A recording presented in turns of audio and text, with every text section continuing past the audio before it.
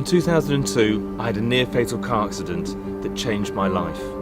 Due to the extent of my injuries that I sustained, I was told that I may never walk again.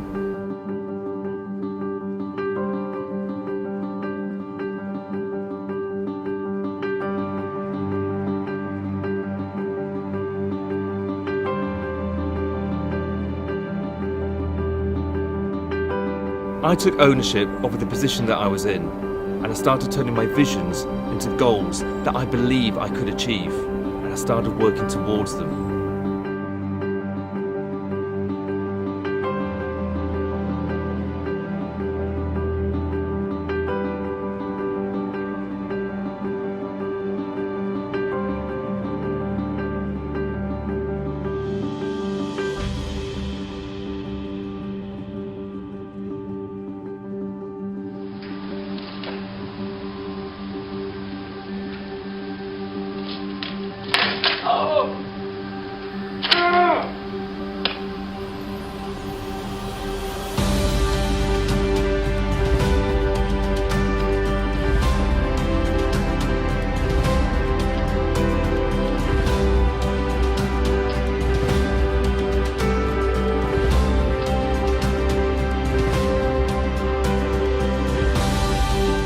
Achieving my goal of standing again and walking again, I then set even further goals. Realising now with my disability that there was no such thing as normal, as I had to start thinking about what I could do rather than what I couldn't do, I started taking action and moving forward.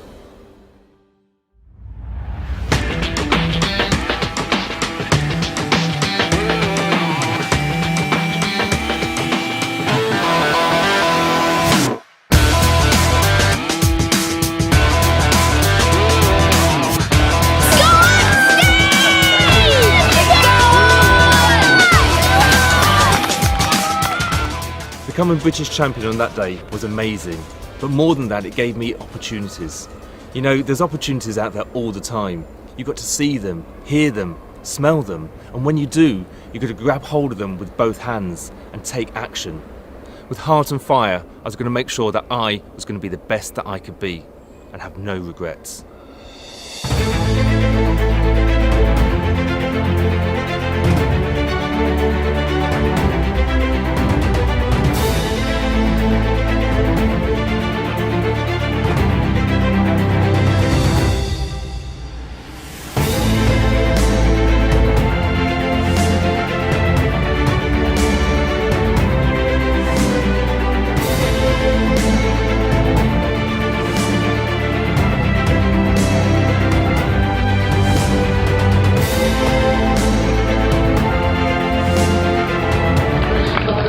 Representing Great Britain, Steve Judge. Justin! UGB! Come on, Great Britain! Come on, Steve! Go on, Steve!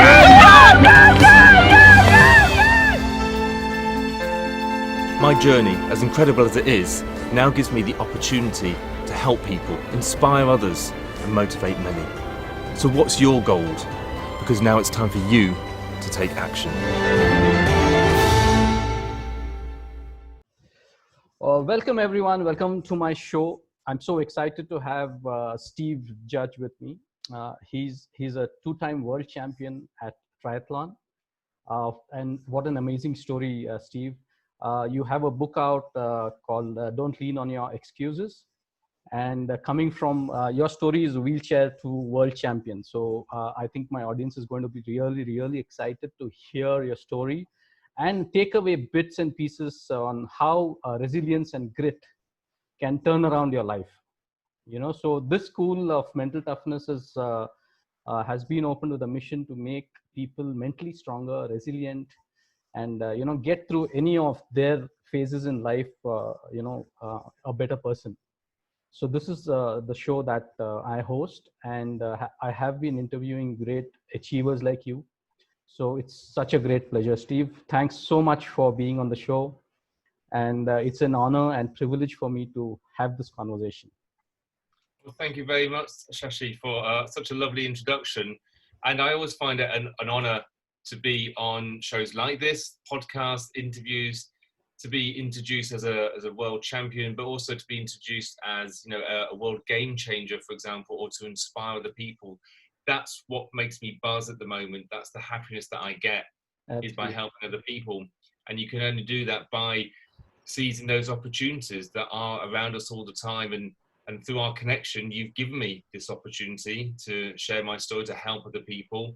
And so I've grabbed hold of it with both hands, and I'm looking forward to having some questions thrown at me, but also to explain how I've achieved what I've done and how that might be able to be adaptable and adoptable by other people, so they too can achieve their dream, their goals that they really want. Absolutely. So your story started when you had a really bad accident at the early age, and how you came back through all the odds. I think people thought you will not walk again, but you went on to become two-time world champion. So can you just, in a short brief, tell us that story? I know about it, but I think my audience will really love to hear that. Sure. I love it how you say it in a short amount of time. I know that. I know the book is really big. I just like miss a load of. It's very difficult as an international motivational speaker. It's very hard for us speakers to squash things down a bit. But of course, I feel to do that.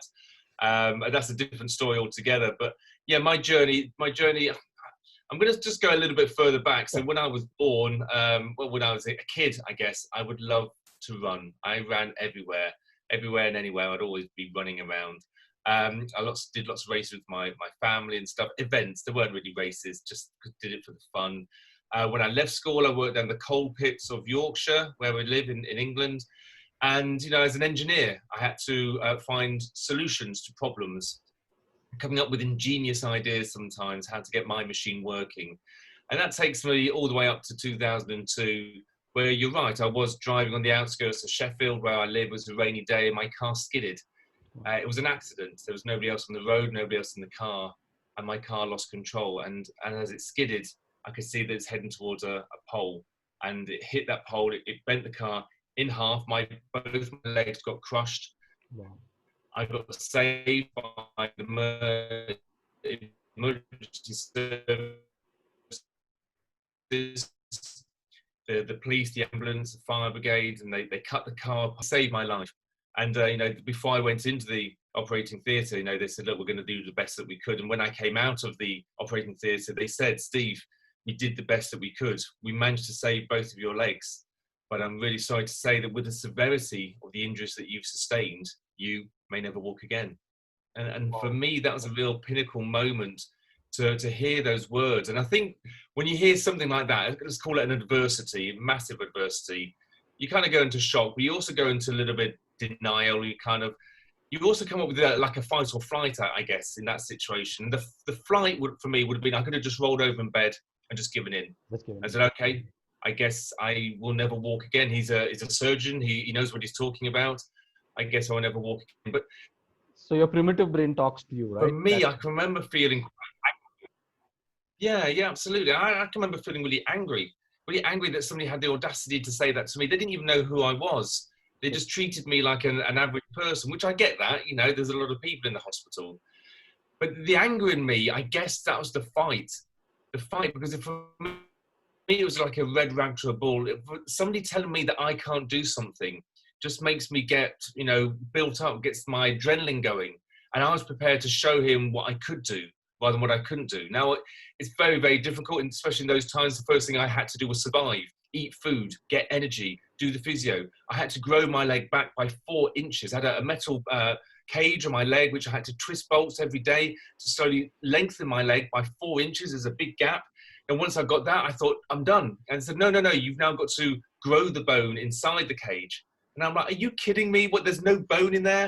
And I said, well, how do you grow the bone? And they said, well, I said, do you just drink lots of milk or eat lots of cheese? And they said, no, Mr. Judge, you don't just drink milk and eat cheese. They said, you've got to stand on your leg. You've got to walk on your leg. You've got to grow that bone back. You've got to trust the cage. Now, for me, that's very much a mind over matter thing. My brain was telling me, don't do it. Don't put your weight through your leg. There is no bone there. But I also knew the other side of my brain was saying, this is what I've got to do to achieve my goal. This is what I've got to do. Push myself out of my comfort zone, stand on my leg, walk on my leg, which I did through the pain.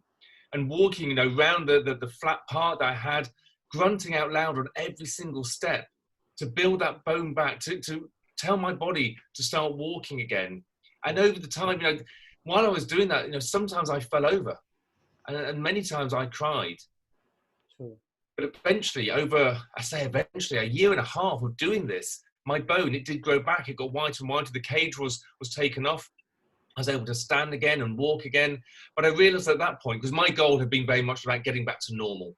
Okay, and there's a lot of talk about this, you know, at the moment, what is it, June, when coronavirus, COVID-19, a lot of people are saying we're getting back to normal. We're going to get back to normal. There is no such thing as normal, okay? So that was my goal, to get back to normal. I was very different to what I was before the accident. Yeah, I was standing and walking, but, you know, my left leg, my ligaments had been replaced, so I had lack of feeling, lack of movement, lack of sensitivity. My right leg was the right length, but I had lack of calf muscle, skin damage, sensitivity, lots of pain. My toes were curled. I suddenly realized at that point that there was no such thing as normal. And this is the big message that I pass out to lots of people listening to me, to stop comparing yourself to your friends, don't compare yourself. You have to think about what you can do rather than what you can't do. And so that's what I did. And that's what I got hold of with both hands. Thought about what I could do. I could swim, I could cycle. So I started doing that, setting goals, working towards. And somebody said, Steve, you're always pushing yourself. I said, well, you know, this is what I do. And I was looking for a new challenge. I found the sport of para-triathlon story, because I competed in 2009 and I became British champion, which is an amazing accolade. Like, so that's 7 or 8 years after the accident. They said there was an opportunity for me to represent Great Britain.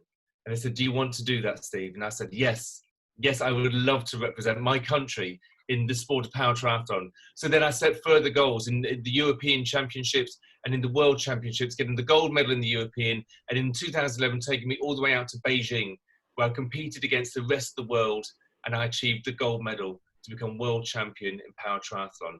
And once again, an amazing accolade. And my journey then goes onwards. I retired in 2014, and now I want to give back. That's my goal. So as an international motivational speaker, I'm doing that, standing on the stage. Okay, we're not doing it on the stage at the moment. We're doing it on Zoom. We're doing it online, but I will take that opportunity. So I'm always thinking now, what about, you know, what I can do, rather what I can't do to achieve my goal. But the most important thing is to work out what that goal is. So hopefully that sums up my journey in a small snippet, and we can go on from there, and you can ask me some questions about it. Absolutely. What an amazing journey, Steve. I think there are a lot of people who, you know, go through adversities, and at the moment it happens, right? You think it's the worst thing that's happened to you, and you think your problem is the biggest in the world. How do you, you know, set your mind to think otherwise? Because your primitive brain gets in and says, no, you're dead, and, you know, things like this, nothing is going to happen. You're totally going through the negative spiral. But how do you talk to yourself and bring back? Because that's what you did, right? You actually worked, and you worked against your brain, and you said, okay, let me now go against it and let me stand on my feet and show my primitive brain that I'm made of something else. Okay, so there's a temptation here to compare yourself to other people, to say, well, look, they've got it worse than me, so I shouldn't be moaning about it. Forget that, okay? Forget them. Forget what you're going, well, not forget what you're going through, but what you're going through is bad. Yeah. Okay, there's no two ways about it. No matter how big or small it is, whether you lose your phone or your wallet, or you break your leg or your arm, or you nearly die, it's all bad. Yeah. Okay, so the thing is, once it's happened, there's not a lot that you can do about it. So you can't, and I like to be in control. So what I would, you know, encourage people to do is not to think about how you can control the situation, but how you can control your response to the situation. It's the same with coronavirus. There's not a lot that we can do about it as individuals, but how we manage it, how we adapt to it and adopt to it, we can do things. This is one of the reasons why we're talking with each other, because we're online, we're on Zoom, and this, you know, brings us close together. That's a great thing. Okay, so that, you know, there's certain positives. But when you have adversity, it's very much, it is a mental attitude, and it's the mental toughness that you've got to do. And it's understanding where you're going to be on your journey through the wave of resilience. Now, I'll probably mention this a couple of times because it really, really works. The wave of resilience is is what you go through when you have adversity. So you have adversity, you have shock, of course you do. It's like, what? Then you have a little bit of denial. You go, surely not, no way, it can't be happening, but it is. Then you have the anger that will bring you down, and that will bring you down in a nasty way. You'll be angry about the situation, you'll be angry about what happened, you will come down. You will then, while you're coming down, you'll have some kind of a sharing. So you want to moan about it, you want to complain about it, you might want to listen to songs or poetry. There might be somebody that you could talk to about it, but one way or another, you'll share as you're coming down. And then, sadly, you're going to hit rock bottom. And rock bottom is a nasty place to be. It's inevitable. The thing is it's not inevitable how long it's going to be. So rock bottom could be sulking for a little bit because you're just really, annoyed with it, or it could be actual depression, and that's really serious. How long you stay in that can be up to you, but also the tools that you use to get yourself away from rock bottom. How you do that is the next part. And again, all of this wave of resilience is knowing what's coming next, because if you know what's coming next, that gives you a little bit of positivity. You know you're not going to be at rock bottom forever. You know that, because the next part is acceptance. Understanding what's going on, understanding what's happened, understanding what you can do, using the tools that some of these tools I give out in my workshop, but these tools can help you take acceptance, but then most importantly, action.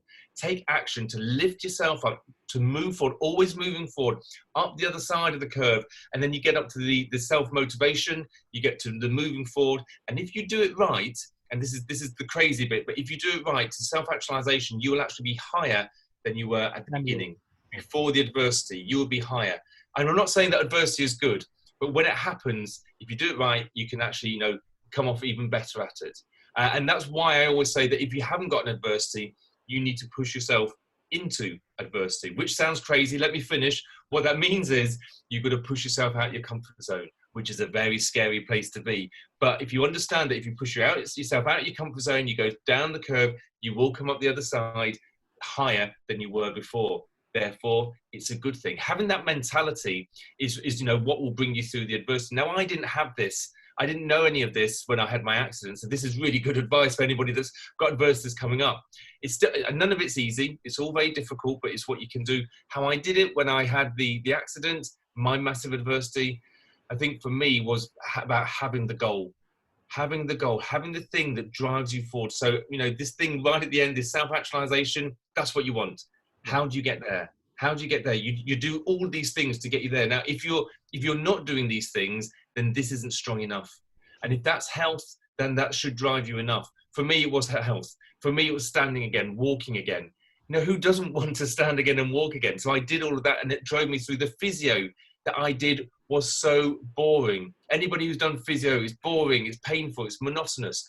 But I had to do it all the time. At one point, I had 22 different exercises, and I was asking the physio, what more can I do? What more can I do? What more can I do? Why? Because I wanted to stand again. I wanted to walk again. As an elite athlete, I wanted to be a world champion over here. So what did I have to do to get there? Training and swimming and cycling and running and yoga and Tai Chi and nutrition and mental health. All of this because I really wanted to be a world champion.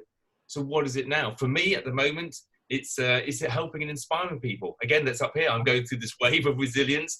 It's not easy running your own business, but I know that that's what I want. So that the people listening to this, I would ask them to start thinking about what do they want? What do they really want? Because once you've chosen what that is, then you can start working towards it. And that will bring the passion out of you, maybe even the anger. And I don't think anger is a bad thing as long as you use it correctly. You can use that anger to fuel you, to push you forward through that rock bottom phase, the acceptance, the action, and achieve what you really want. So knowing what you want and using the wave of resilience will help people to achieve and to survive, I guess, after some adversities hit them. Awesome. Were there times when you got depressed or, you wanted to end it all or something like that? No, you didn't go through that phase where you said, no, it's enough, I just can't. Was there a time when you wanted to give up or never? Yeah, always. Loads of times. A lot of people say, wow, Steve, you sound like some kind of a Superman. I can't compare myself to you. Well, not that they should compare, but you're right. I do come across as some kind of a Superman, and it's not true. I had some really down times, some really sad days. I remember looking in a diary that I'd written 30 days after the accident, and the diary entry said, today's a good day because today was the first time I didn't cry. Wow. You know, I'd cried every single day after the accident, asking the question, why? Why me? Why is this happening to me? It was horrible. And there's been times after that. And one particular time that I want to share is when I talked about growing my leg back, my right leg by 4 inches. Now, as I lengthened my leg out, all my tendons got very tight. So my toes started clawing, my knee, I couldn't straighten. So it was really bad if you can't straighten your leg. The surgeon said, you need to get your leg straight, else you'll be walking with a limp for the rest of your life. You won't be able to stand it properly, the weight bearing, your hip damage, all sorts of things. They said, get your leg straight. So I said, okay, I got it. I'll get my leg straight. So I was very committed, dedicated. I started doing physio on my leg, pushing down in it. 3 months of hell, just pushing down it, bringing myself to tears as I went through the pain barrier. And after 3 months, the results were that I'd failed. I hadn't achieved my goal. I could not get my leg straight. And I was sick and tired of it. I was so upset. I was deflated. And, you know, it was around this time, it was about a year anniversary. And I'd just been made redundant from my last job because I couldn't get back to work. And I'd had enough.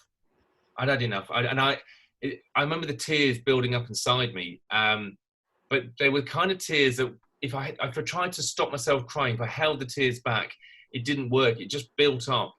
And they just kind of erupted like a volcano over and over again. And for three days, I was just a waste of space, crying all the time. And I did nothing, absolutely nothing. And I remember on the 4th day, looking over at my physio equipment that hadn't been touched, there's dust on it. My physio charts that I'd been recording religiously, they hadn't been touched, not filled in. I looked at myself. I hadn't shaved, I hadn't washed. I was a waste of space. I hated the person that I'd become. And at that point, that's when I stopped crying, because I suddenly realized that it wasn't at that point, it might sound a bit of a contradiction, but at that point, it wasn't about what I wanted to achieve, to standing again and walking again. At that point, I just didn't want to be where I was. I didn't want to be me. And that was my drive. I think when you're talking about drives, it can be a do or a don't. Do as in what do you want or what don't you want? I didn't want to be here. And I didn't care what I did, but I had to do something so I wasn't here. And that's when I asked for help. I asked for help from my surgeon. And he said, I can give you something that will help you, but you might not like it. I said, I'm out. I need your help. I need to do whatever you suggest. And they gave me another cage around my leg. So it was a double cage. I had new spanners, new bolts. I had to twist the bolts every single day to slowly straighten my leg. It was like torture. For 7 weeks, I went through hell. I couldn't sleep. I had pain all the time. I couldn't walk. My independence had been taken away from me. But all the time I knew that I was moving away from where I was. All the time I knew that I had no other options. I had no regrets. And after the 7 weeks that my leg was straighter, I went back to physio and it worked. And once I'd got past that barrier, I could then look again to the future about walking again and standing again. But I'd moved away from where I was. But that for me was probably one of the lowest times I'd come across, and it was really hard, but I still learned from it. And I think if you could learn from these situations and pass them on to other people, then that will really help them. Did you have a support system when you were going through all this, family or friends, or or did you do this, get through this all alone? So while I was going through it, I had my then fiance who helped me. I had my brother, my sister, my mum, and then you've got the medical services, the physio, the nurses, surgeons, the admin, everybody. There are loads of people. And I've mentioned in my book, the amount of people that I thank that helped me through this. But the biggest person that I thank is myself. Is yourself, yeah. Myself, because I did all the work. They gave me loads of support and help and guidance and experience. They told me what to do, but I had to do it. I had to set my alarm in the morning to get myself up. I had to get all my physio equipment. I had to do the physio myself. I saw the physio once a week. And now I did physio 3 times a day. I did it. I was left at home on my own. Nobody was telling me to do it, apart from me, the little voice in my head saying, you got to do your physio, you got to do your physio. So I did it because I wanted to get better. I didn't want to do the physio because it's painful, but I wanted the end result. And I take that on board a lot about, giving myself a pat on the back. And I think a lot of people don't do that to themselves. And I did that as an elite athlete. Yes, I had a swim coach. Yes, I had a running coach and a cycling coach. They weren't with me all the time.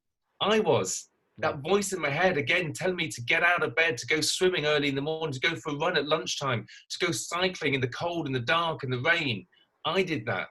You know, I packed my sandwiches to take, you know, to the training sessions. When I was out in the hills, my coach wasn't there telling me to push it up the hills. I was.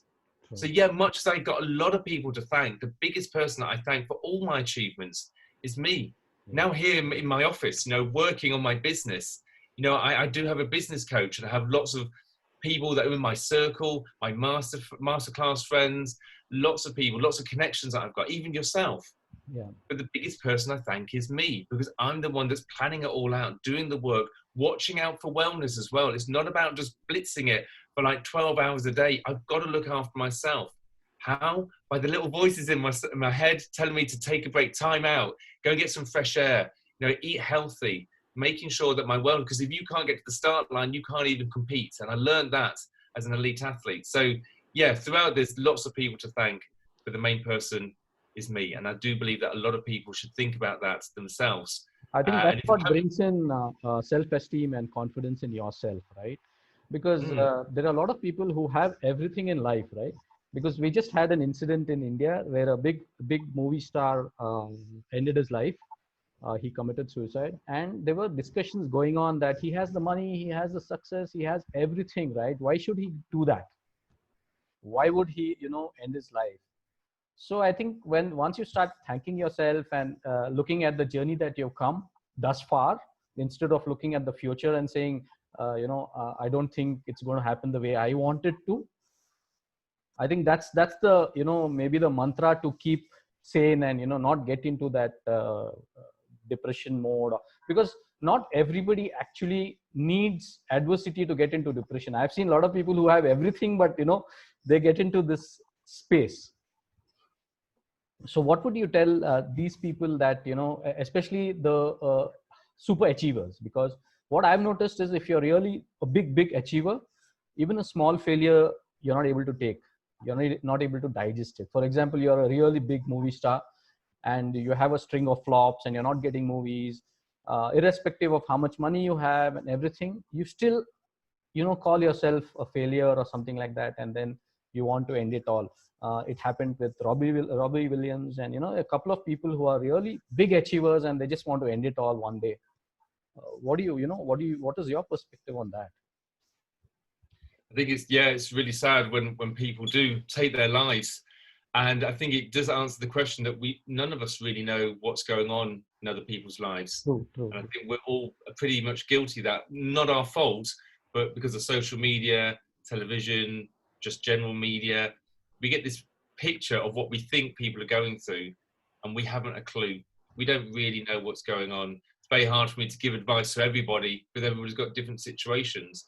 I think it does come back to your wellness and talking to yourself, and making sure that everything is okay. And I say that with a bit of a smirk about talking to yourself. So when I was an elite athlete, I had to do this questionnaire. And one of the questions was, do you talk to yourself?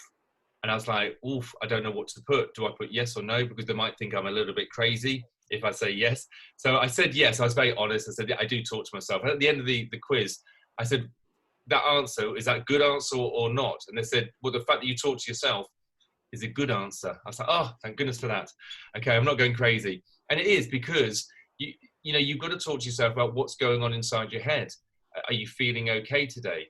Some people don't talk to other people at all. I think men are more guilty of that than women. Okay, so who do we talk to? We very rarely talk to our friends. We might talk to our partners, but do we talk to ourselves? It's an easy thing to do, or easier than anything else. So that's very much about your wellness. It's about listening. It's one of my affirmations is to, I'm going over there because my affirmations are on the wall there, that I say to myself every morning. And that is about to look after myself so I can get to the start line. Let me just go through digress a little bit about, I've said it twice now about getting to the start line. When I was a world champion, I wanted to be a world champion again for the second year running. I was thinking about what more I could do. As I was competing, I realized that some of my friends weren't getting to the start line. And I was looking around, where are they? Where's Mike? Where's Jacob? They said, oh, they're injured. And I was really gutted for them that they were injured because they couldn't compete.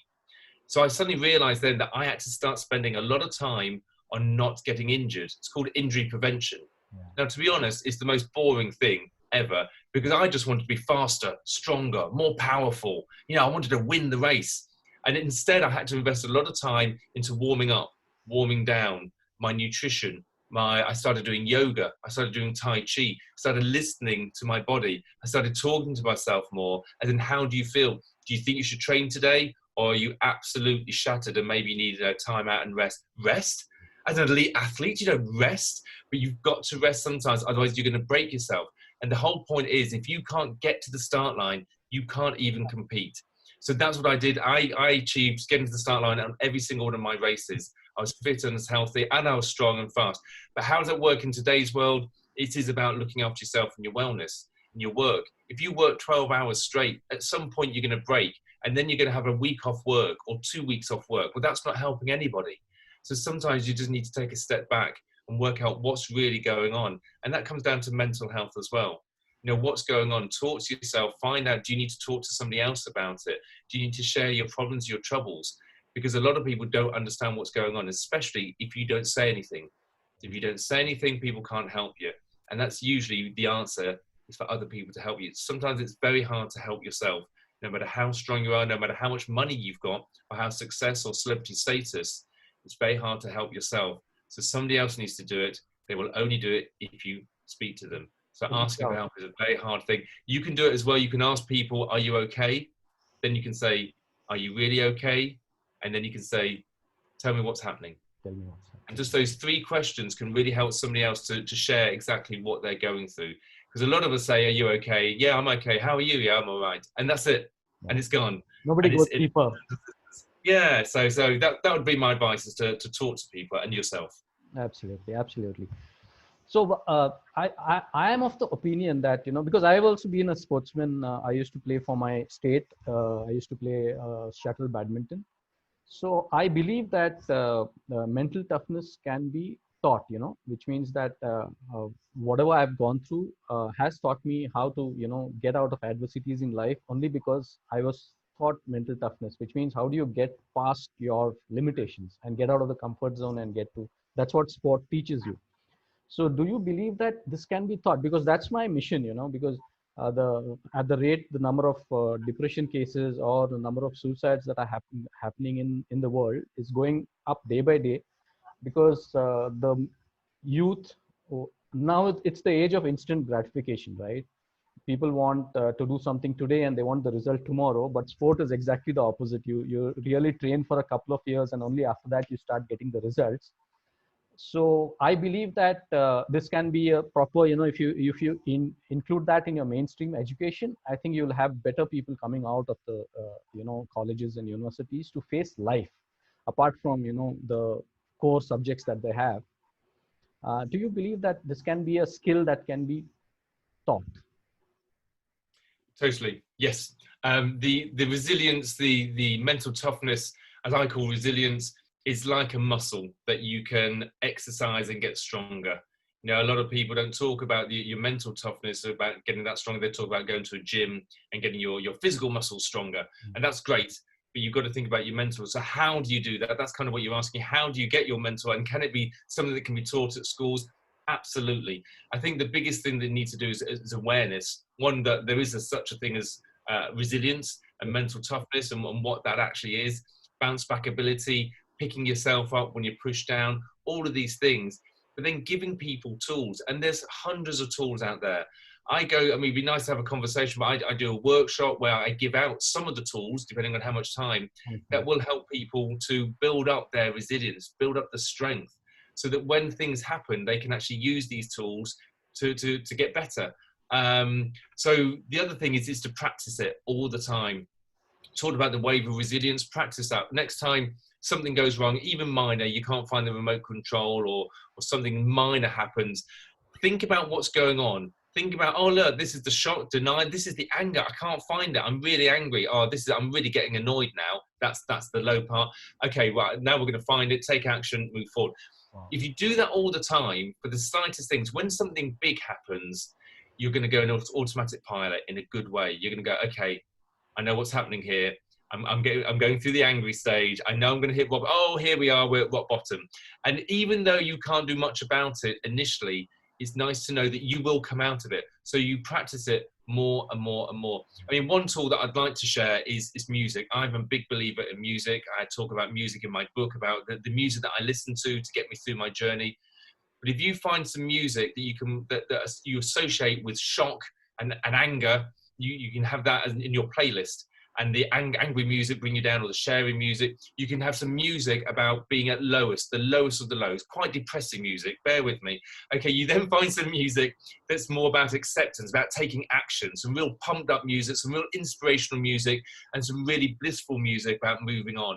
You find a tune for all of those parts of the wave of resilience, you put them in a playlist. Next time a big adversity happens, all you have to do is press play, because the music will drag you through, take you through that wave of resilience in about, 10 minutes, maybe 15 minutes, and you will come out the other side. It's a tool. Wow. Doesn't always work, but most of the time that does help, because it tells your brain what's going on. You need to be, you're low, you're depressed, be that. You need to be taking action now. Do that now. Listen to the music, and that will take you through. So I do think it's something you can build up, and something that can definitely be educated, not only in schools, but in companies, for CEOs, managing directors. All of these people can learn to build up the strength and resilience. So definitely, yeah. Wow. That's a superb tool that you've given, because very easy to implement, right? It's not at all difficult. Yeah, it's really very easy to implement. I think we're just getting a little short of time, but I'm going to have another episode with you, because there's so much more to talk. But I'm just keeping the episode short, because this is a new show, and I don't want people to sit for too long. And I think we'll come on. I'll bring you on again for sure, 100%. And I'm also trying. I think that there are a lot of people in India who would like to listen to your story and get motivated. So I'm going to arrange for a speaking session shortly, which I've been speaking to a couple of people. So I think that'll start moving. Okay. I just wanted to end it with, if you could give my audience, you've already given us so many tools, that they can implement right away. But what are the 3 things that they can do on a daily basis, right? One, I always tell them to start meditating, because it helps you, ground yourself. What are the 3 things that they can start doing to get mentally stronger every single day? Apart from the resilience curve that you spoke about, and the music that you spoke about, what are the couple of things that they can easily implement? It's nothing that, so that they can, every single day, they become stronger and stronger in the mind. Okay. So the first one is going to be a little bit more physical. So I'm talking about my morning routine. I do this every single morning. I wake up, I read my book, and then I do some exercises. So let's go with the book is very much a personal development to help me. First one would be physical, because you need to get some adrenaline going and some endorphin release. You will feel good. That will help mentally as well. So do some physical. It might be a few press ups or sit ups. It might be 1, it might be 10, it might be 100, who knows. After that, what I do, and my second recommendation, is a visualization. Do a visualization. What I mean by that is just sit somewhere in quietness. It's early in the morning, nobody else is up, and you just think about what you want. I talked about this before, about your visualization, your end goal. What do you want? What makes you happy? What is your gold, as I would call it? Your goal, your opportunity, your love, your desire, your dream. Think about that, but think about it in great detail. What does it smell like? What does it feel like? Who's around you? If you do it right, you'll be smiling, because you'll be happy. Yeah. So that's really good. So you've got the thought in your head. When you open your eyes, go over to and read out your words of affirmation. If you don't know what words of affirmation are, there just a list of sentences, small sentences that say good things about you. Steve, you are strong. Steve, you are mentally resilient. Steve, you will not lean on your excuses. Steve, you will be able to get to the start line. All of these things, it might sound a little bit strange, but you're just writing them down. You can change them whenever you want, but say them so you actually hear them. You don't have to shout them out loud, but just say them out loud so you can hear them. And that's my third one. I've got so many more, but you just wanted 3. So those 3 will really start you in the day. Bit of exercise, a visualization of what you want, and words of affirmation. You will be smiling from ear to ear. You'll feel positive, you'll feel strong, and then you can get on with your day and take action. Wow. so many tons of value that you've provided, Steve. We can go on and on. I also wanted to know, do you have a course that you teach online, or so that people can access it? I will put the link in the below. No, it's something I'm working at the moment. Is an online course. It's on my list of things to do. At the moment, I'm doing. I guess they're all online. But if people are wanting to contact me, if we get enough people, then maybe we can set one up. And I say enough people, 10 people minimum or something. Then let's get something set up where we can do it over Zoom, and I'll do it face to face. We can do it a couple of hours, and we can go through, and I can really help people, one, to find out what their goal is. I've got a technique, it's a lovely technique to find out what the goal is, what they really want, and then lots of tools for you to actually work towards it and achieve it. So loads of things that I could give, but yeah, but let's see if we can set something up, let's see how much interest there is. Either contact yourself or contact me, and let's see what happens. Sure, I'll put down the links to all your social handles in the listing below. And your intro video is amazing, which I will link on to this chat too. So thanks, Steve. Thanks for spending this amazing time. Lovely having this conversation with you. So much to learn. And we are going to do another episode with you for sure, because my audience is going to ask me for that. So thanks a lot. Have a great day. And let's keep in touch. If anybody, I know you're going to put the links in the chat, but if anybody wants to contact me to ask me questions, that's fine. Or my book, you know, my autobiography is out there. Don't lean on your excuses. If you want a copy of that, contact me, because then I can put a nice message in it and maybe send it over to you. So just, 100%. yeah, whatever you want. 100%, 100%. Thanks a lot, Steve. Thanks for joining in. Okay. Right. Bye. See you. Bye-bye. Bye-bye.